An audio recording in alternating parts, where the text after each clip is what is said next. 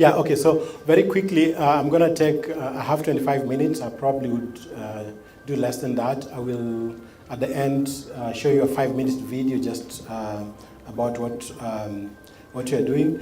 Those of you who don't know Stockholm Environment Institute, we have a global presence in, we have 8 centers across the world, and you can see the map where we are in Asia, in Africa, in Europe, and North America. So you are welcome to engage with us in any of those areas that if you are there. I just wanted to highlight, one of the reasons I guess I'm here is because our mission is to bridge science and policy.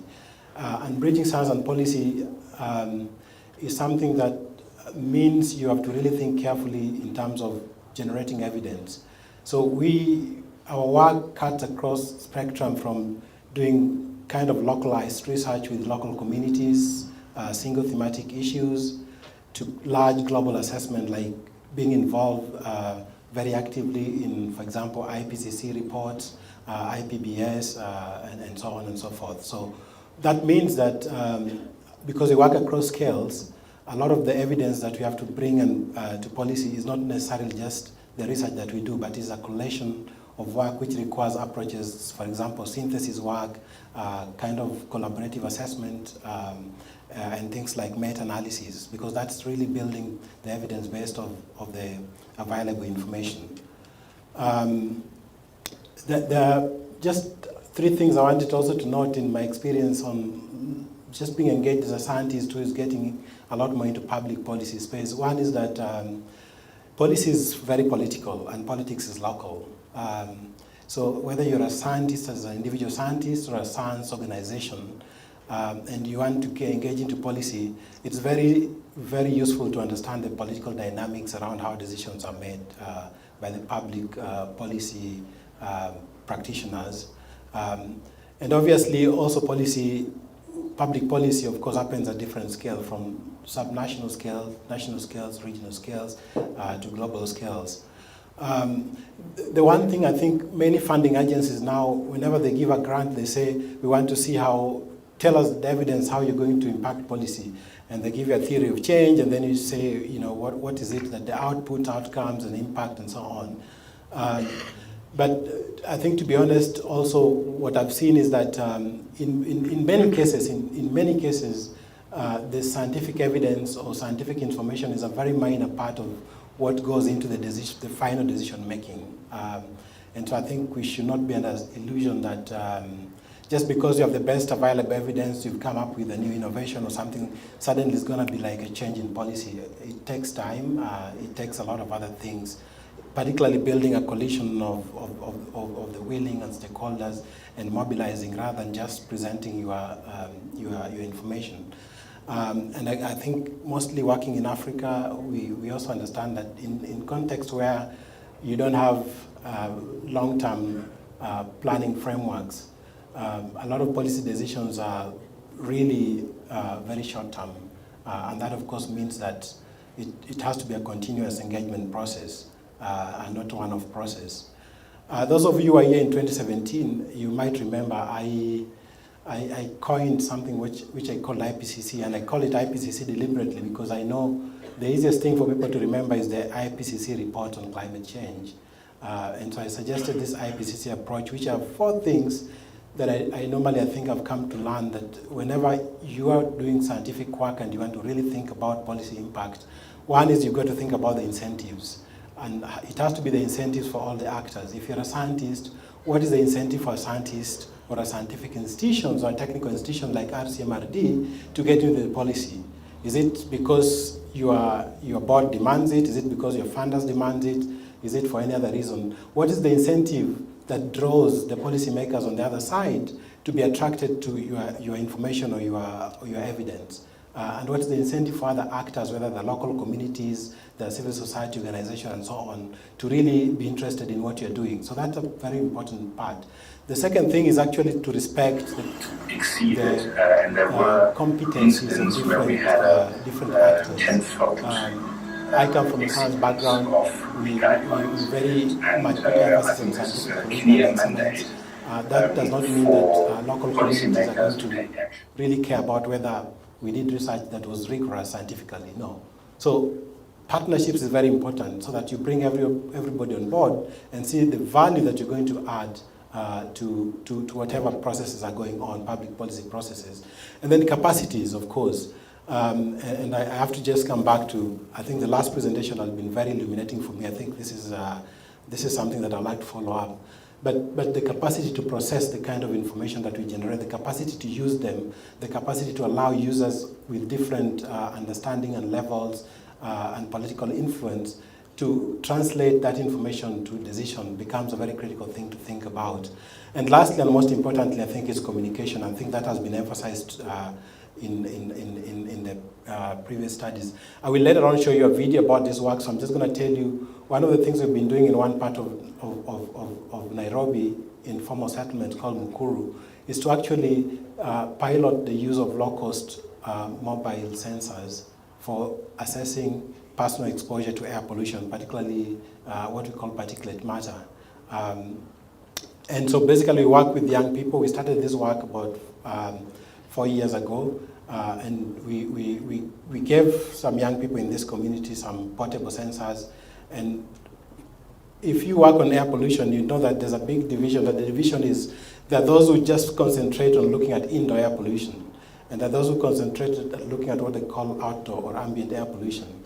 But if you think about it, you are the same individual that goes inside a building and is exposed there, and you're the same person that goes outside and you're exposed. So what really matters is actually the exposure of the individual. And this is one of the things that we really wanted to overcome by demonstrating how you can actually work with local communities in a very simplified way for them to be able to understand how they're exposed in a place which has very high pollution. So basically, we give them this portable sensor, they just carry it on their back, they tie it down, then they walk around the community in different places which they think they are hotspot, and then they keep a diary, a time activity diary, to be able to note some of the key environmental factors happening. So if you just want to see the results, and those of you who are talking about spatial data, this is an element of spatial data. If you want to look at the particle count per cubic foot of particulate matter, so this is just one individual in the community.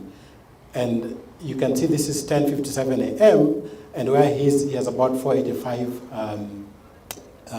count per cubic foot of particulate matter.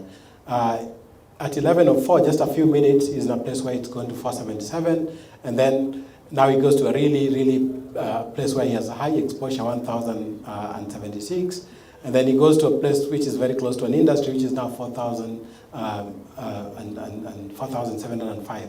So within almost less than an hour, you can see how, in a very micro scale, your exposure can be very different and can be very substantial. And this has implication, for example, in issues like if you're asthmatic, or a lot of respiratory illnesses are caused by particulate matter. And so one of the things we say, okay, once you have this kind of information, you can actually decide to choose where not to go and where to go, because you can be able to understand really the exposure that's happening. Now this work, why I'm saying this story, and I'll show you the video, is that for us it's been a journey, because when we started to do this work, when we had the opportunity to share the findings, we decided to call at least everybody else that we thought was working on air pollution in Kenya, whether government agencies, research organizations, universities, to share what the findings were. And that was in 2015, and out of that conference, people said, we do need a platform where we can be exchanging information with policymakers, communities, local organizations regularly. And as SEI, we have experience sort of running this kind of science policy practitioner platform. So we formed what is called Kenya Quality Network. And one of the things that we're doing with that network is we said every year we'll be having an annual conference. And to our surprise is that the first annual conference, which we had in 2016, which by the way I invited RCMRD, we had a presentation on looking at potential for using remote sensing for air pollution, which I'll show you how that has developed now. We had the permanent secretary in the Ministry of Environment, Mr. Sunkuli, and he said, this is the first time I'm sitting in a space where all the scientists that are doing work on air pollution in the country are showing me how bad the situation is. So as a ministry, we are going to start a process to develop a national air quality management strategy. That process is going on. I talked about a lot of things that you have to think about, but at least it's going on. In 2017, we had the people from the Nairobi County government. And again, they said Nairobi is the capital city, much of this research is in Nairobi, so we are going to develop a county air quality policy and a county air quality action plan, because in Kenya, air pollution is a devolved function. And in 2017, we had this taken to the UN Environment Assembly, and we started having discussions with UNEP. Now, when I talk about a platform, I'm very deliberate because, for example, the way we constructed our platform was to ensure that we have people that are working in different categories. We have people from government, regulators, people from research, people from neighborhood associations, local communities, and so on. Because that is the only way, universities that are doing teaching and so on, that is the only way you then start to make available information that help people take decisions. And each of those categories of stakeholders have different agencies. In other words, there are different ways they will use that information, and collectively, then you start to see a movement building up around an issue. So we arranged around looking at data and research, and particularly the issue of data and research. One of the biggest challenge that came up is just the number of foreign researchers that come in and do short-term studies and don't build local capacity. And they use different instruments, you can't standardize, you can't really compare, and so on. And the issue of building local capacity has become such a big issue that the University of Nairobi, the Innovation Center at the University of Nairobi, is now starting to develop, sort of put together local sensors locally, because we really need local solutions also for local problems. So I talked about this, that's the 2016-2017 conference. We are now in discussion with UNEP and East Africa community to have an East African-wide conference on air quality, building up again on a framework agreement that was agreed about 11 years ago called the Nairobi Framework Agreement on Air Quality, bringing together 11 countries. I'm sure most of those countries would be represented here. Now, when I just come back now to Nairobi, again, how do you ensure that there's legitimacy in making sure that the information that you have can be taken up by the county government, in this case, the County of Nairobi?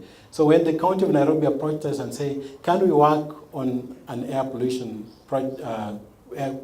policy, we sat down and said, we need to bring together a technical committee, and that technical committee must include all the statutory organizations, government agencies that have statutory responsibility for dealing with air pollution, whether it's enforcement, whether it's regulation, whether it's measurement like Kenya Meteorology Department and so on. And so that's the kind of committee that we have right now that's actually driving this process. We are generating all the information that's available on different sources of air pollution, open burning, traffic, industries, and so on, and then feeding that into the county with a process, and then there's, of course, a political process that goes with it. So that's just that, and I wanted to talk about one of the things that I think is exciting me. My background is not remote sensing, but over the last 2.5 years, we have been in discussion with UNEP following a resolution at the UN General Assembly on how we can be able to help African countries that have very few regulatory level monitors or sensors to bridge the information gap by combining remote sensing data and local regulatory data from local regulatory sensors, and see if that can be able to actually bridge the gap for them to make decisions. So, so the idea is you have surface measurements, and then you have satellite observations, and then you combine them. And we've been trying to pilot this in a few cities, basically in 4 countries: in Ethiopia, in Uganda, in Senegal. And I think the initial work we are doing together also with the University of Dalhousie in Canada is showing us that if you combine actually satellite data and data that you can measure, you get from the local on-ground sensors, you can actually be able to bridge that gap. So we are doing this in phases. Again, we are right now in phase 1, and I think this is my open call that anybody who's interested, I think we are really, with UNEP, we are really willing to bring on board particularly, and I told them, look, the remote sensing community in Africa, also needs to be on board, and then we can see how capacity can be built and so on. So this is an invitation again for us to see what we can do together. I just wanted to acknowledge a number of partners that we work on in air pollution. There are many other things we do that I've not mentioned, but I'm quite happy to come back to that. And if you allow me, I'll just do a 5-minute video just to show you the work that we have been doing with the community, because I think communication is very important.